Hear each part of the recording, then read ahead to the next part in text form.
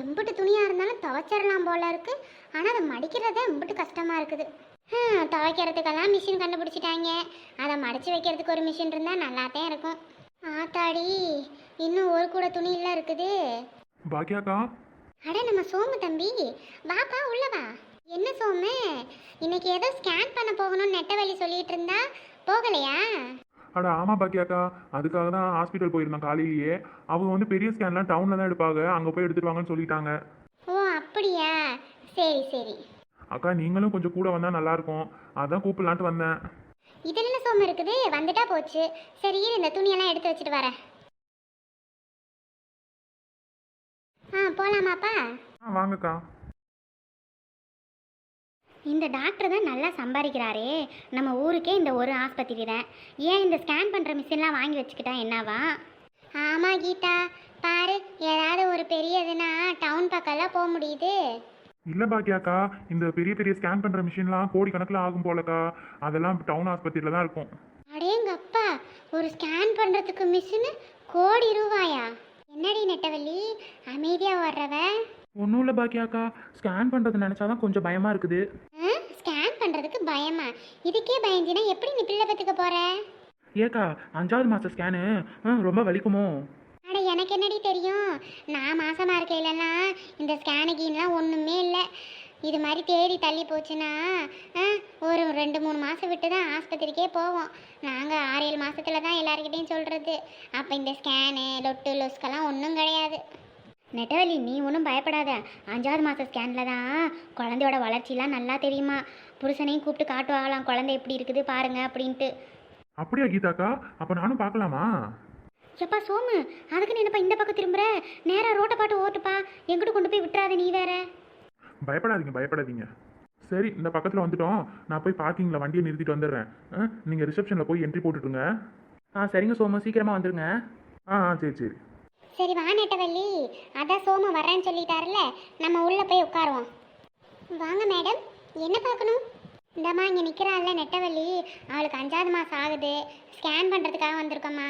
ஓ அப்படிங்களா, ஏதாவது doctor refer பண்ணி வந்திருக்கீங்களா? ஆமாம்மா, எங்கள் ஊர் ஆண்டாள் டாக்டர் சொல்லி தான் வந்தோம். ஓகே மேடம், நீங்கள் இப்படி உட்காருங்க, உள்ள ஒரு பேஷண்ட் இருக்காங்க. டாக்டர் முடிச்சுட்டு உங்களை கூப்பிடுவாங்க. ஃபைல் தரீங்களா? இந்தாங்க சிஸ்டர். சார் நீங்கள்? நான் தான் மேம் இவங்க ஹஸ்பண்டு, சோமு என் பேர். சரி ஓகே, நீங்கள் எல்லோரும் இப்படி உட்காருங்க, நான் செக் பண்ணுறேன். ஓகேங்களா? ஸ்கேன் பண்ணும்போது உங்களையும் கூப்பிடுவாங்க, நீங்களும் உள்ளே போகலாம். Okay sister. நெட்டம்மா இப்படி உட்காரு, ஏன் நின்றுட்டு இருக்க? அட நீங்கள் வேறு சோமு, எனக்கு உள்ள அப்படியே ரொம்ப பதட்டமாக படபடப்பாக இருக்குது. வேணாம் நான் அப்படியே நிற்கிறேன். அடே ஏன்டி உனக்கு பயம்? அதையே நினச்சிட்டு இருக்காத, ஸ்கேன் தானே பண்ண போகிறாங்க, அதெல்லாம் ஒன்றும் இல்லை, பயப்படாத சரியா? நம்ம பாப்பாவெல்லாம் காட்டுறேன்னு சொல்லியிருக்காங்க, எவ்வளோ ஜாலியாக இருக்குது, நீ அதை பற்றி நினச்சிக்கோ. ஏன்? சரிங்க. அக்கா இந்த தண்ணியை நல்லா குடிச்சிருங்க சரிங்களா, அப்போ தான் ஸ்கேன் நல்லா பார்க்க முடியும். ஏம்மா எப்படிம்மா இவ்வளோ தனியாக குடிக்கிறது? இல்லைக்கா, தண்ணி நிறைய குடிக்கணும், அப்போ தான் ஸ்கேனும் கிளியராக இருக்கும்.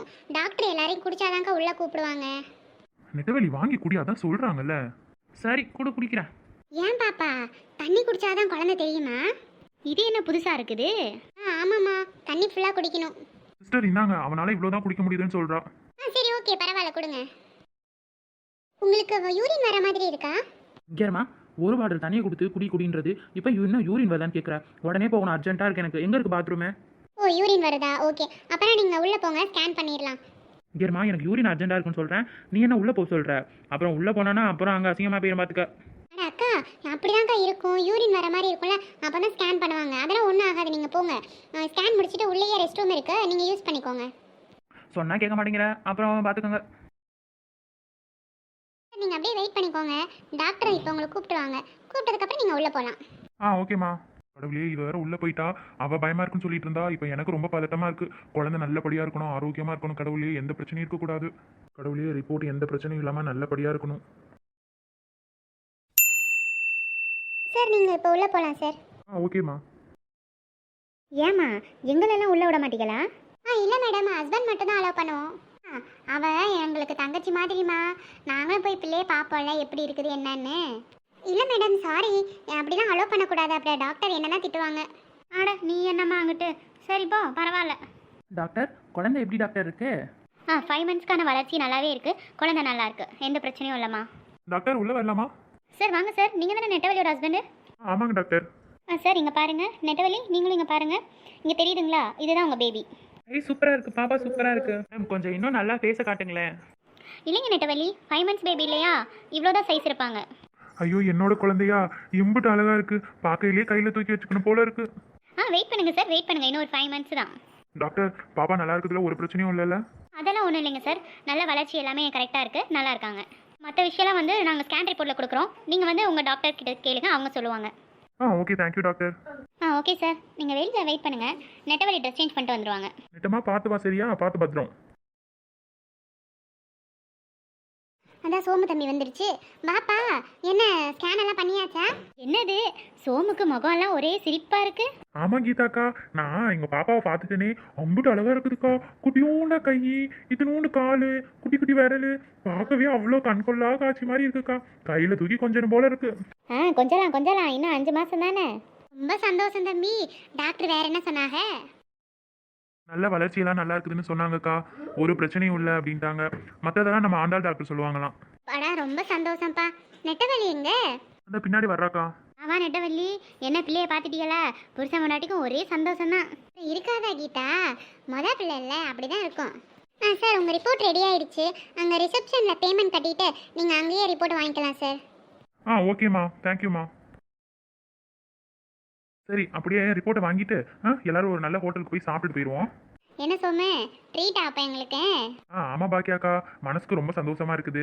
வாங்க, இன்னைக்கு எல்லாருக்கும் ட்ரீட்டு தான். அட்ரஸுக்கு சூப்பர் சூப்பர். இங்கே இருங்க சோமே, அன்னைக்கு ஹோட்டல் கூட்டி போனீங்களே பஞ்சாபி தாபா, அது மாதிரிலாம் எனக்கு பிடிக்காதெல்லாம் வாங்கி கொடுத்தா நான் சாப்பிட மாட்டேன். எனக்கு பிடிச்சதை நானே ஆர்டர் பண்ணி சாப்பிடுவேன், சரியா? அப்படின்னா தான் நான் வருவேன். சரிம்மா, உனக்கு என்ன பிடிச்சிருக்கோ அதையே ஆர்டர் பண்ணி சாப்பிடு. நான் எதுவும் சொல்ல மாட்டேன். ஒரு நாள் தானே, ஒன்றும் ஆகாது. வா.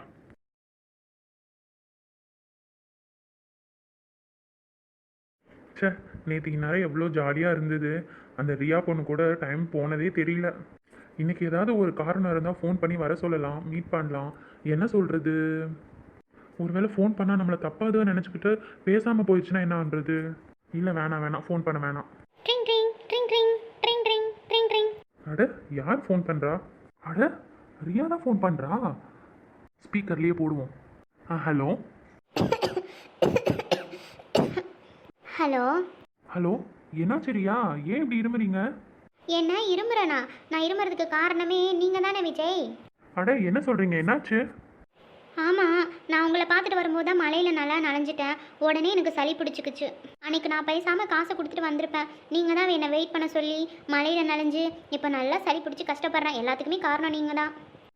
அட, என்னங்க இப்படிலாம் நடக்கும்னா எனக்கு என்ன தெரியுமா என்ன? அன்னைக்கு தெரியாமல் உங்களை இருக்க சொல்லிட்டேங்க. சாரிங்க.